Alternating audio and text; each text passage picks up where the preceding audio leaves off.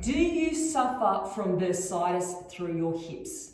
Because if you do, the chances are you're also suffering from a degeneration through your tendons or glute tendinopathy.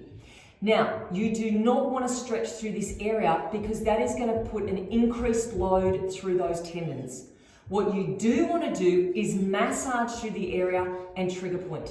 And I'm going to show you how to just do that with your Stryke Recovery Massage Gun. I'm going to be using the round head attachment, but you could also use the bullet head attachment as well. So either or. Placing your massage gun on the highest setting. So turning it on to the highest setting and then just start with a general massage through your glutes. 60 seconds worth of massaging right around through that area. Then after that, trigger point by just holding it in place through any of the sore spots you've got in that area for about 30 seconds and putting as much pressure as you can handle into those areas. So holding those for 30 seconds.